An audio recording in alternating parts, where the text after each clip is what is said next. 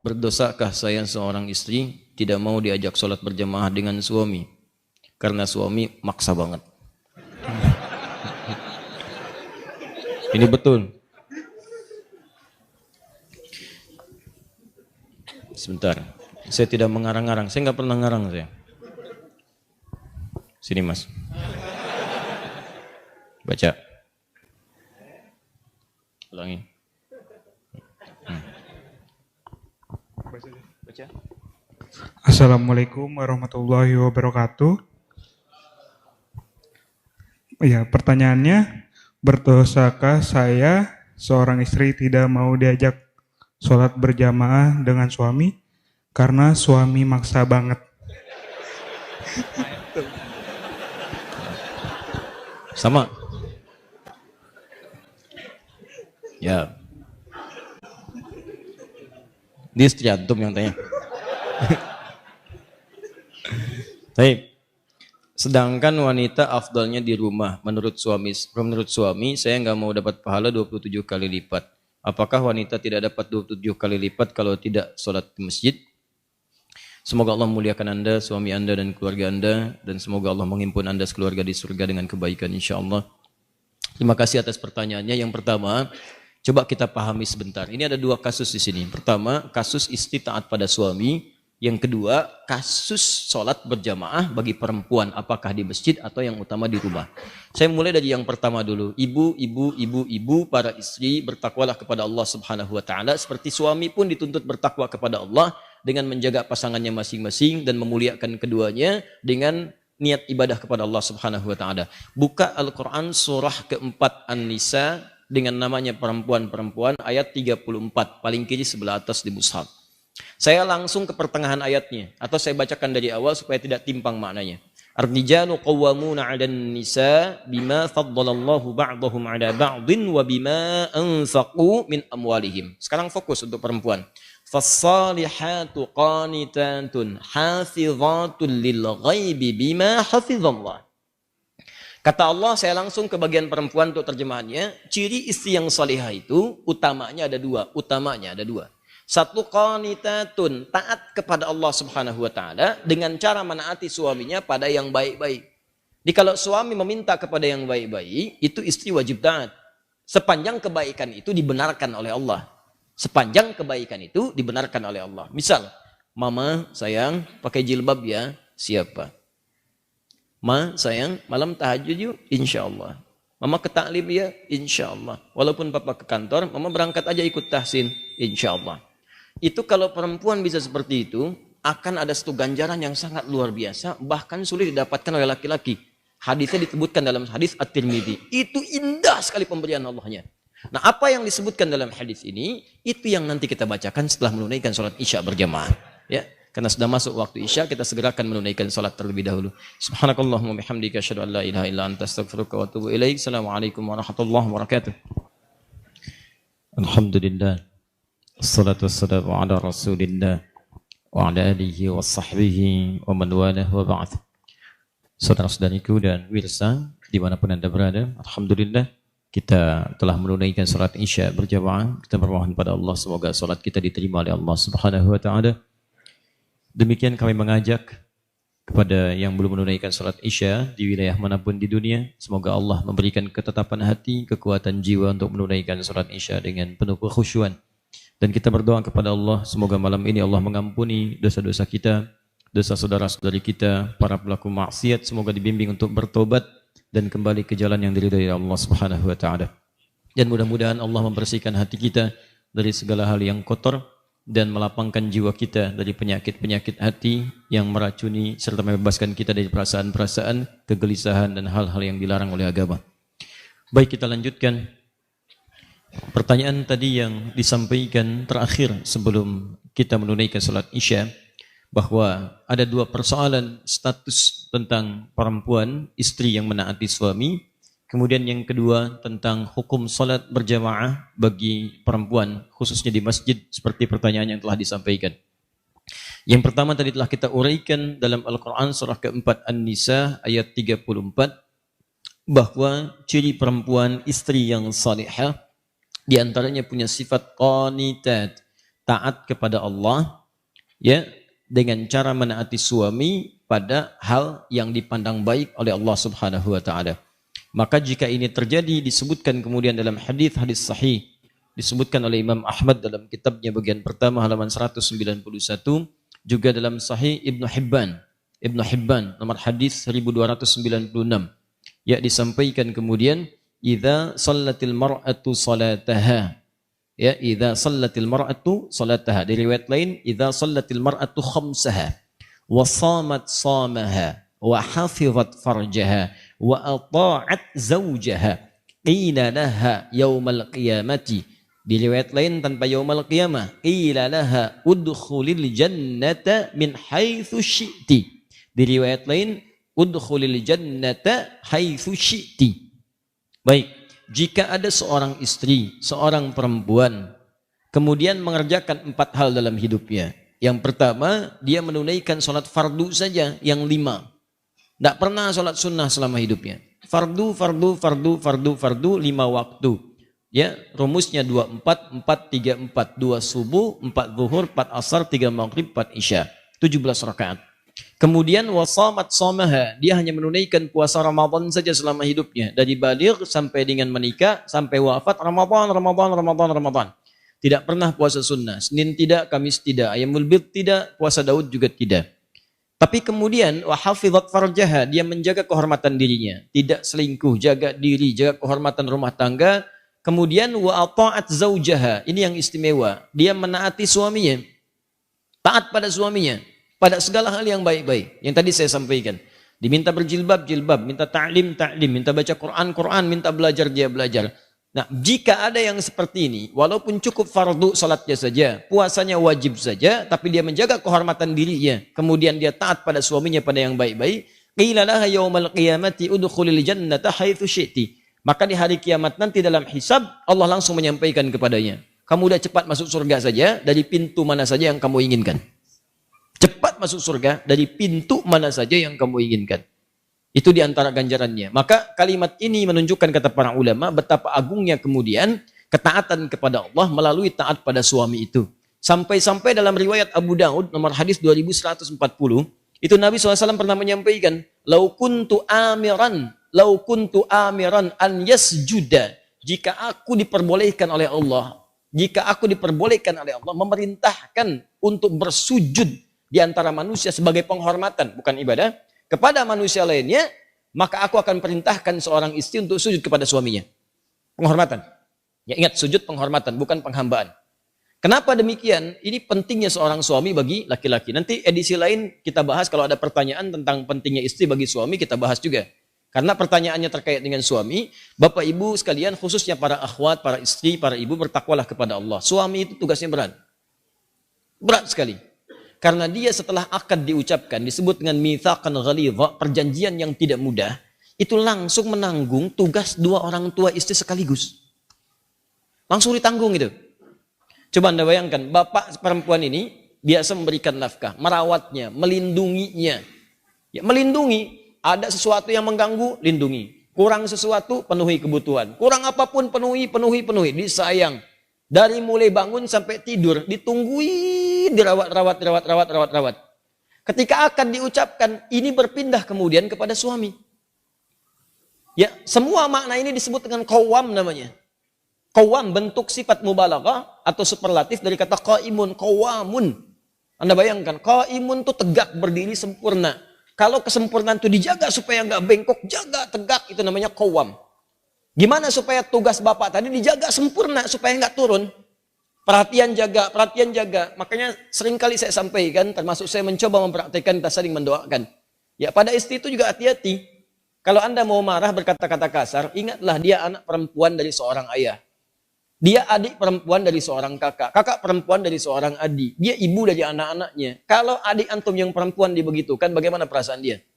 Kalau ibu antum dimaki oleh antum sendiri, bagaimana perasaan ibu antum? Jadi kalau antum mau maki-maki istri, tolong ingat-ingat dulu dia perempuan, ibu antum pun perempuan. Bayangkan antum memaki perempuan. Rasakan dulu seperti itu. Dan antum harus ingat, dia dititipkan oleh bapaknya kepada antum. Mudah bagi Allah memilih laki-laki lain, tapi yang dipilih Anda. Yang dipilih Anda gitu, bukan pria lain. Kenapa? Karena yakin dengan Anda, dia bisa melindungi Anda, ya dia bisa Anda sayangi, dan Anda bisa mengambil tanggung jawab ayah perempuan tadi yang dimaksudkan. Jadi ibu juga bertakwa, jangan senyum-senyum. Takwa kepada Allah, karena tugas laki-laki itu tidak mudah, akan ditanya di hari akhirat nanti. Ya makanya kalau kata Nabi, ada manusia yang diperbolehkan sujud, kalau enggak saya perintahkan seorang istri sujud pada suami. Saking beratnya tuh suami mengambil tugas itu. Sama dengan tugas ibunya dulu, menyayangi. Dulu kan begitu, ibu kan kalau ada curhat tuh datang ke ibunya. Cerita, mama, si fulan kok sekarang perhatiannya kepada aku tinggi sekali. Ya, saat aku kuliah, bukan perhatikan guru, perhatikan aku. Ya, ketika aku tanya, kenapa sih kamu perhatikan aku terus? Itu, kerudung kamu warnanya lucu. Ya, bilangnya kerudung, padahal lihatnya orangnya gitu kan. Ya, lihat, kan. Sampai dia berkata, aku menyayangimu. Terus aku katakan kepadanya, gombal. Kalau kamu sayang, tuliskan namaku di buku nikah kita. Tuliskan namaku di buku nikah kita. Besoknya datang ke rumah melamar. Berani-beraninya gitu kan. Begitu datang mengambil tugas ibunya. Kan curhatnya kepada suami, cerita pada suami. Bahkan suami pulang kantor langsung curhat. Tuh kan. Ada yang belum pulang ditelepon curhat juga. Anda bayangkan, belum beres tugas, lagi capek-capeknya gitu kan, ngerjain. Papa di ujung telepon sana curhat. Dengerin, itu kan gak mudah. Maka dari itu, bertakwalah kepada Allah Subhanahu wa Ta'ala untuk punya sifat saling menjaga. Memang tidak mudah, ustadz juga sama. Sama aja, apa dikira jadi ustadz bebas dari seperti itu? Tidak. Makanya jarang ada ustadz ceramah bawa istrinya, sangat jarang sekali. Jarang. Ini live ya? Nanti di rumah insya Allah. Nah, jelas ya?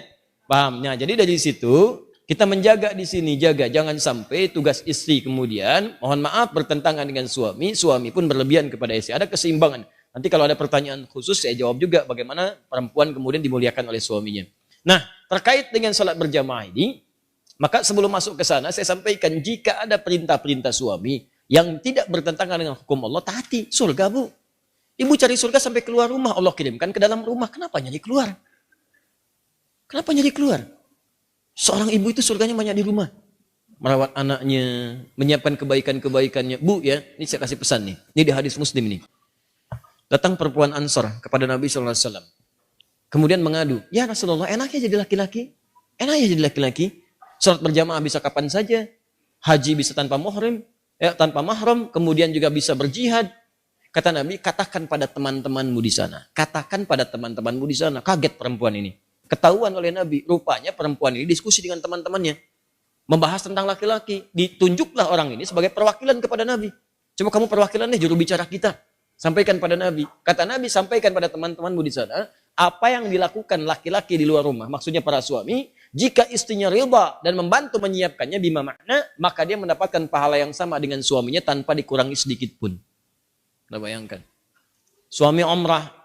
Uang hanya cukup untuk satu orang, dipilih suami berangkat, istri ridha, disiapkan perbekalannya. Pak, doakan kita di sana ya, supaya keluarga bisa berangkat. Ini perlengkapan Bapak semuanya, berangkat sempurna, Anda ridha di rumah. Begitu Anda siapkan, jaga rumah tangga, jaga anak-anak, itu suami berhasil umrahnya, diterima oleh Allah. Maka istri pun mendapatkan pahala yang sama tanpa dikurangi sedikit pun. Kurang apa lagi coba? Ibu pilih mana? Kerja belum dapat gaji, atau enggak kerja dapat gaji? Paham ya? Nah, sekarang maksud saya kalau ada ketaatan-ketaatan yang baik menurut Allah, maka segera kerjakan. Kedua, bagaimana hukum seorang perempuan kemudian ingin sholat di masjid? Ingin sholat di masjid. Betul yang tadi ibu sampaikan yang dituliskan bahwa perempuan itu afdalnya sholatnya di rumah. Tapi harus dilihat kapan hadis itu muncul. Karena ada hadis juga yang menyarankan bahkan memotivasi perempuan sholat ke masjid. Yang tadi disampaikan itu ada riwayat-riwayatnya teman-teman sekalian. Di hadis Ahmad ada, di Abu Daud ada. Itu dari Ummu Salamah radhiyallahu taala anha. Ya, afdalu masajidin nisa qa'ru buyutihinna. Ya, keutamaan atau khairu masajidin nisa. Masjidnya perempuan itu yang terbaik itu qa'ru buyutihinna, di tengah-tengah rumahnya, di dalam ruangan rumahnya. Bahkan di hadis lain, di kamar itu lebih bagus. Ya, kemudian daripada di ruang tengah. Ruang tengah lebih bagus daripada di depan rumah. Artinya semakin ke dalam, semakin ke dalam, semakin di rumah, itulah masjid terbaik bagi perempuan. Kapan hadis itu muncul? Ketika perempuan itu belum aman untuk ke masjid. Awal-awal dibangun masjid di Madinah, baik itu masjid Nabi yang kedua dibangun setelah Quba, kemudian orang-orang pada ke masjid, maka terjadilah 3 sifat yang jika ada 3 sifat ini perempuan dianjurkan di rumah.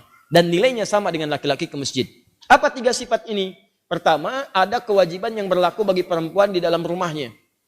Sehingga prioritas dia di rumah, bukan ke masjid. Misal, dia baru punya anak yang diberikan ASI, atau anak yang harus dirawat, yang kalau dibawa ke masjid justru bisa memberikan gangguan kepada orang sholat yang lain, dan bisa mengurangi rasa khusyuk. Rewelnya, belum disiapkannya, belum dikondisikan. Orang-orang dulu ngajak anak ke masjid itu, sebelum berlangsung sholat, sudah diperkenalkan dengan masjid. Misal, sholat zuhur sekarang misalnya jam 12 kurang 10.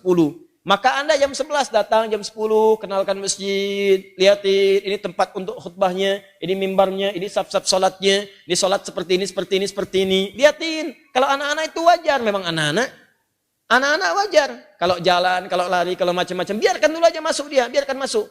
Lari-lari di masjid, lewat sana-sini, setelah dia mulai agak nyaman, baru sampaikan, ini rumah Allah. Allah yang sayang pada papa, yang memberikan rezeki, memberikan kau main-mainan, membuat kita nyaman hidup. Allah itu sayang. Rumah Allah beda dengan rumah kita. Masuk ke kaki kanan. Ucapkan ini. Kalau kakak ucapkan ini, nanti tobotnya bisa ditambah. Masuk, ucapkan, masukkan kaki kanan, berangkat, rapi dia. Begitu sudah mulai agak baik, ajaklah kemudian dalam sholat berjamaah, rapi dia. Dalam sholat dia rapi, setelah sholat lari, biarkan aja namanya anak-anak. Yang repot itu kalau ada orang tua kekanak-kanakan, habis sholat lari-larian. Itu yang repot. Kakek-kakek habis sholat main prosotan di situ, baru kita repot di situ. Kalau anak-anak ya biarkan aja namanya anak-anak. Naik ke punggung biarkan, Anda sholat sunnah dia naik biarkan, nggak apa-apa, nggak usah repot dengan itu. Ini orang tua sekarang repotnya, mohon maaf di rumah disuruh ke masjidnya bukan untuk sholat, malah disuruh main. Kalian ini rame aja di rumah, main sana ke masjid, ya main dia di masjid. Jelas ya? Maka itu poin untuk pentingnya. Maka yang pertama, kalau ada tugas perempuan di dalam rumah, memang hanya perempuan yang bisa mengatasi, maka yang afdol itu di rumah, jangan paksakan ke masjid. Suami dorong ke masjid, anak laki-lakinya dorong ke masjid. Dorong ke masjid, investasikan. Ayo nak ke masjid, ke masjid, ke masjid, ke masjid. Ke masjid, dorong. Antum yang perempuan di rumah. Itu afdolnya. Yang kedua, jika kemudian di jalan itu belum aman dari fitnah. Ini terjadi di zaman Nabi. Awal-awal dibangun Masjid Nabawi itu, bahkan jangankan ke masjid. Malam-malam itu suka buang hajat, tidak ada toilet. Yang ada itu kebun-kebun. Di kebun-kebun kurma, macam-macam. Perempuan-perempuan juga demikian. Begitu keluar sering diganggu oleh preman-preman Madinah. Awal-awal di Madinah itu ada preman. Ada, kemudian tobat. Jadi kalau ada preman sekarang, telat. Kalau nggak tobat, keterlaluan. Orang jahiliyah, tobat, preman, tobat, telat. Kalau sekarang ada preman, tidak tobat. Ya Alhamdulillah, Alhamdulillah. Kemarin-kemarin saya lihat ada banyak yang baik-baik. Saya waktu mengisi untuk persiapan Ramadan, itu Masya Allah ada teman-teman dari PANG. Sahabat-sahabat PANG, Masya Allah tampilan badannya macam-macamnya. Tapi Masya Allah tobat mereka. Begitu bertobat, hal pertama yang mereka lakukan adalah mengganti namanya. Dari PANG menjadi pengajian. Ya, PANG jadi pengajian. Tobat. Nah itu diganggu perempuan-perempuan itu, sering diusilin. Sampai bahkan turun ayat tentang jilbab. Ya ayuhan nabiyyu qul li azwajika wa banatika wa nisa'il mu'minin yudnina min jalabibihinna. Hei Nabi, katakan pada istrimu, anak-anak perempuanmu dan perempuan-perempuan yang beriman, sampaikan pada mereka, rendahkan jilbab-jilbab mereka. Ya, asa an yu'rafna fala yu'dzain, sehingga mereka bisa dikenali dan tidak diganggu lagi. Turun ayat ini, turun tentang ayat merendahkan jilbab. Setelah itu masyarakat menyebar. Yang ketiga, memang tidak ada tempat khusus untuk perempuan. Adanya laki-laki saja. Jadi kalau masuk ke sana dia khawatirkan ikhtilaf. Itu yang berbahaya. Maka setelah itulah kemudian dalam 3 kondisi ini perempuan diminta oleh Nabi di rumah, lebih baik di rumah, jangan ke masjid. Setelah kemudian tenang, preman-preman mulai tobat, keadaan mulai tenang, dan masjid mulai luas. Maka muncullah hadis-hadis di Al-Bukhari, di Muslim. Bagaimana Sayyidah Aisyah mengatakan kalau kami subuh-subuh itu banyak perempuan-perempuan datang ke masjid, kemudian dengan selimut-selimut mereka tutupi sehingga nggak kelihatan karena gelap. Zaman Nabi kan nggak ada lampu seperti ini, ya nggak ada lampu seperti ini, kelihatan. Jadi begitu sudah mulai remang-remang mereka meninggalkan, sudah cepat lari. Salam balik ke rumah. Itu tandanya sudah ada saf yang rapi, aman di jalannya, kemudian di rumahnya pun tidak ada tugas yang menuntut perempuan ada di rumah. Maka kalau kondisinya aman seperti itu, terbebas dari 3 hal yang demikian, maka hukum ke masjid itu utamanya sama dengan laki-laki diutamakan. Apalagi kalau suami yang ngajak, bagus itu. Mama ayo ke masjid, safnya ada. Seperti di sini di Alexan, saf perempuan ada, laki-laki ada. Ke masjid jalan, subuh berangkat sama-sama. Kalau bisa sekeluarga. Supaya keluarga itu bisa kenal dengan masjid, anak-anaknya dibawa berangkat semua. Oh bu enak tuh pulang-pulang, Masya Allah, selesai jalan lagi, jalan sehat semuanya. Ya jalannya bagus, keluarganya juga kumpul, sama-sama menuju akhirat yang baik. Demikianlah apa yang dimaksudkan tadi. Hadisnya ada, keterangannya jelas. Jadi tempatkanlah hadis sesuai dengan makna dan konteksnya. Paham dengan baik ya? Baik. Jadi insya Allah setelah ini tidak ada pemaksaan lagi. Suaminya cukup baik, istrinya juga mengerti insya Allah.